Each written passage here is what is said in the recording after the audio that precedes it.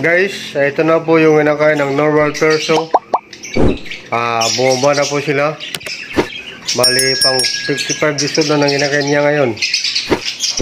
Tinanggal ko na guys yung misbox nila. Kasi itong hina, wala naman siyang paris. Kasi yung kok andun, pinaris ko sa green wing. Bali, ayan guys. Siya lang guys yung bumuhay sa mga inakain niya. Itong hin lang. Wala naman ako naging problema guys. Kasi mature na to. Ayan. At ayan na nga guys, yung mga inakain niya. Malusog naman. Bali yung hin lang guys, yung kukunin ko ngayon. Doon ko guys yung ngayon nalagay sa pairing cage. Diyan ko na muna siya guys ngayon pagpahingahin. Mga ilang buwan. Para hindi naman siya guys malaspag. Pag nakahanap na ako guys ng paris niya, saka ko na guys ay bibreed na naman. At yung dito sa baba guys, yung na-harvest ko nung February 15, dyan ko siya guys ngayon nilalagay sa taas. Bali pag-isahin ko lang guys yung inakain nitong perso. Ayan. Itong mga inakay guys na na-harvest ko nung February 15, mga inakay ito guys ang violet opaline, power blue, green opaline, pastel at saka yung green fisher. Yan. Bali 7 piraso to sila guys. Ngayong April, 3 months na sila. Bali ililipat ko sila dito ngayon guys sa taas.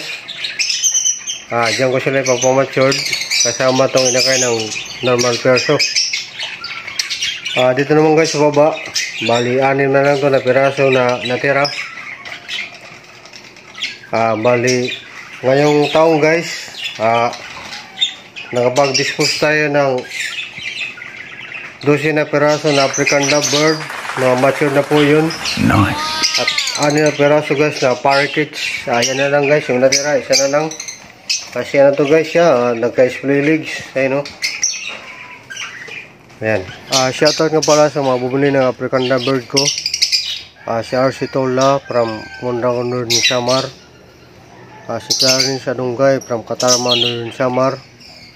Si Randy Diaz from Makiwalo Northern Samar. Si Jose Paliones from Calbayo Northern Samar. At saka yung panghuli guys na bumili ng parakeets ko na 6 na piraso. Si Bibi Ada from Katarman Northern Samar. Shoutout sa inyo mga bro. Happy birthday po.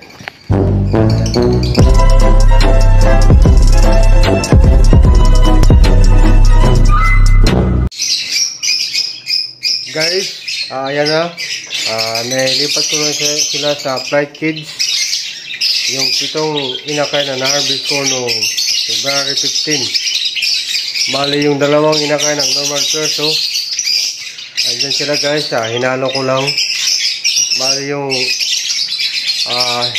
parents nitong normal perso na inakay nila. Yung parents nila. Andun na guys. Nalipat ko na sa pairing cage. Ayan o. Hindi ko lang muna siya guys ilalagay. Ayan. Dito ko sila guys nga ipapamature ditong mga na-harvest ko noong February 15. Bali ngayon April, sa April, bali 3 months na sila. Ayan. Bali itong dito guys, bakante na dalawa. Dito sa kabila, yung mga ma-harvest ko dito sa mga probinsya ko na ibon. Kasi may mga pisa na naman sila. Ayan. Bali, to guys, 5. Ang pisa. Ito sila. Bali dito ko guys, ilalagay yung ma-harvest ko na inakay. At dyan naman sa taas guys, yung inakay ng parakeets. Dito ko guys, ilalagay sila sa kabila din. Ayan. Yan lang guys. Thank you for watching. See you for my next vlog. Bye bye. Thank you.